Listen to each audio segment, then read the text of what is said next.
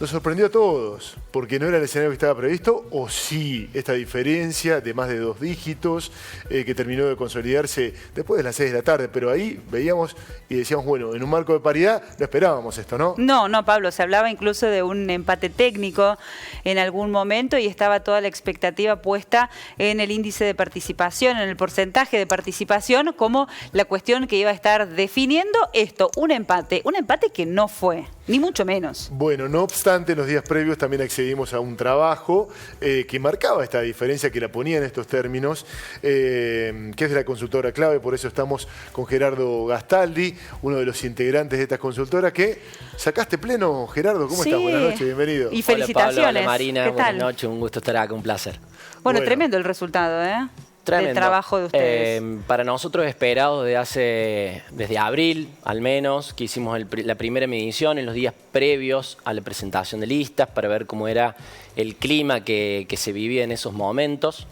Ya en ese momento encontramos una diferencia, una tendencia, pero bueno, todavía no había listas presentadas, entonces estaba la posibilidad de un escenario de 3 tercios. La realidad nos mostró que el escenario de 3 tercios solo se dio en los indecisos, donde el candidato Parodi pudo contener un 30% de esos indecisos, Nazario un 28% y Derribas un 24%. Fue como muy distribuida entre los 3 candidatos principales, y ya teniendo una diferencia tan amplia de Derribas con ya 15 días de anticipación, bueno, fue sostener esa diferencia hasta el día de la elección, sin duda. Bueno, ahí estamos viendo justamente el trabajo que en definitiva se termina refrendando en la realidad. ¿Y por qué esta dispersión en los análisis? Porque había otro análisis que daban un empate técnico, digamos.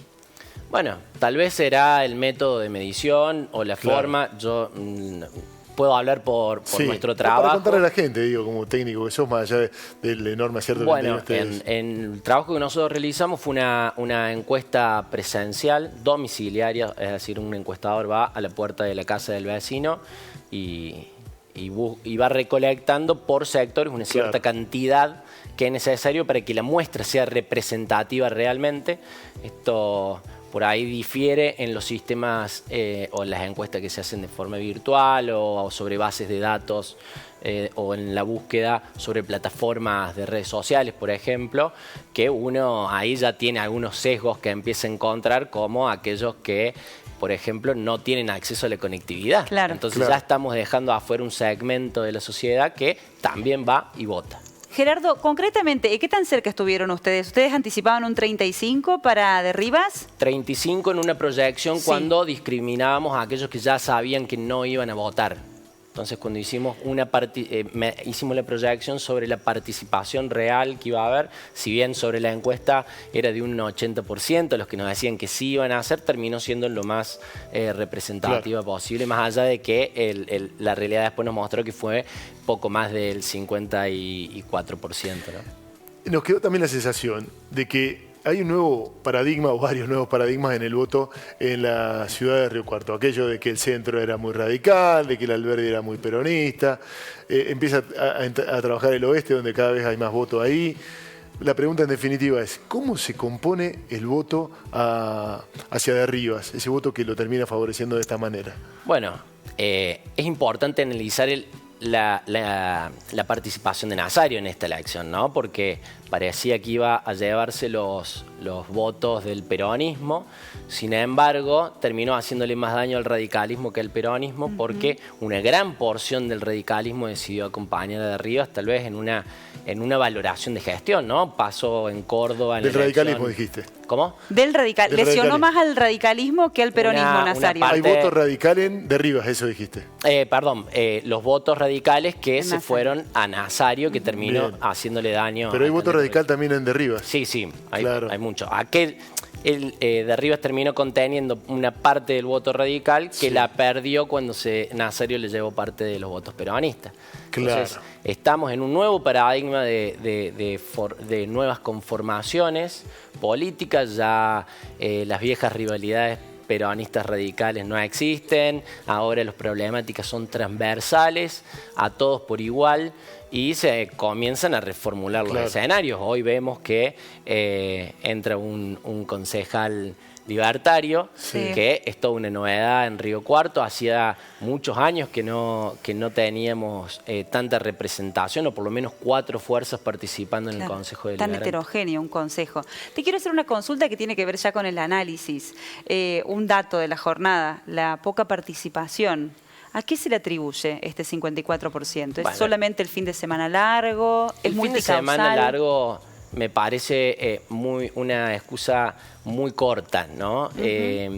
La realidad es que la gente está apática. Hay una apatía generalizada. La cuestión de la antipolítica, ¿no? Cuando ya le vas y le tocas el timbre para hacer una encuesta, ya la gente te demuestra una apatía, sobre todo en los más jóvenes, que, bueno, sucedió algo que se podía observar en las escuelas, que este sistema de votación por cercanía motivaba que las familias vayan todas juntas a votar, ¿no? Se veía muchas familias, entonces muchos adolescentes que iban por primera vez iban acompañados de sus padres, y más allá de esa participación, ahí es donde hay una gran cantidad del voto libertario en los jóvenes, en los chicos de 16 a 20 años. Entonces ahí también hay una explicación para que haya esta homogeneidad en el Consejo, ¿no? Bueno. Y la poca participación no es solamente el fin de semana largo, es la apatía, pero también es ya la desconfianza también a todo lo que tiene que ver con la política. Claro. Porque uno, perdón Pablo, voy a decir algo, uno no puede pensar que la ciudadanía no encontró representación porque había 10 propuestas. Digo, debe tener que ver más con un hartazgo que con la no identificación con un candidato, porque la oferta iba de la izquierda a la derecha, te encontrabas con todo. Bueno, a nivel nacional tuvimos el caso de Javier Milei el año pasado, que fue un batacazo o un golpe muy duro para lo que ha sido la política tradicional de los últimos 20 años, ¿no? Creo que cada partido, cada sector deberá hacer también su análisis propio para ver en qué se han equivocado para llegar a estos niveles. Ahí vamos. ¿No? Vos sabés que los periodistas somos un poco reduccionistas para poner las cosas en blanco y negro. Y te vamos a preguntar eso. Digamos, está más o menos claro quién ganó. No solamente ganó el oficialismo acá, ganó el gobierno provincial, ganó el radicalismo aliado con el gobierno provincial. Vamos a los perdedores, vamos a ser un poco más crueles. ¿Qué pasa con los perdedores? Además de la configuración nueva que hay en Río Cuarto, que antes sí era ver por cuántos votos ganaba el peronismo en Alberdi y por cuántos votos ganaba el radicalismo en el centro, y ahí se veía quién ganaba. Bueno, eso ya cambió. Pero digo, ¿hay un cambio en las estructuras políticas de Río Cuarto con gente que ya quizá estás más cerca con esta sentencia del domingo de pensar en dejar la posta a otros? ¿Hay algunas carreras políticas que definitivamente se cierran? ¿Cómo lo ves? Bueno, creo que nacen nuevas figuras.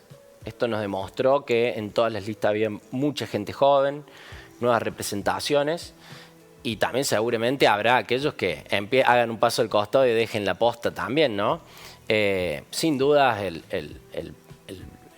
gran perdedor fue el radicalismo, fue quien más votos perdió, si comparamos con la elección de hace 4 años, donde estuvieron a tan solo 5 puntos de llegar al Palacio.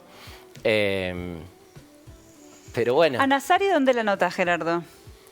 Bueno, Nazario me parece que está armando también una nueva construcción. Ya habría que ver cuál es su estrategia como equipo a partir de ahora, sabiendo que va a tener 4 representantes en el Consejo Deliberante, al igual que el radicalismo. O sea, también tiene una fuerza, una voz y lugar y su representación para llevar sus proyectos. Última de mi parte. ¿Y a Pablo Carrizo dónde lo ubicás? Porque hace unos 8 años o 12 hablábamos de Pablo Carrizo como el gran fenómeno de Río Cuarto, cuando salió tercero en las elecciones, que obtuvo esa representación en el Consejo Deliberante. ¿Y con el paso del tiempo? Bueno, hemos visto que Pablo Carrizo en el paso del tiempo fue cambiando mucho su espacio político. En la elección anterior llegó junto a Ivonne Tesio, que hoy Ivonne Tesio estaba con Adriana Nazario, entonces también se puede haber diezmado un poquito su participación, pero creo que hay más que una pérdida de Carrizo, lo veo como una ganancia de Lamborghini que, bueno, tuvo un crecimiento enorme en tan solo un mes. En un mes creció casi 4 puntos y eso es una participación importante. Hablamos de los fenómenos nuevos, de los cambios de paradigma en Río Cuarto, y la verdad que tenemos que decir que esto no va a servir de nada para el año que viene cuando votemos legisladores, porque Río Cuarto es muy particular. Es muy particular. Depende de cada organización o cada estamento donde se vote, cambia el voto, ¿no? A través de los análisis que vinimos haciendo en estos casi 2 meses que llevó la campaña, encontramos que no hay una tendencia exclusiva del voto que tenga una alineación nacional, provincial y municipal, sino que en Río Cuarto la gente elige votar por un lado a un presidente, por otro lado al gobernador y por otro lado municipal. Exclusivamente a la persona. Gerardo, gracias. Ha sido muy amable. Gracias a ustedes. Y felicitaciones de nuevo. Muchas gracias.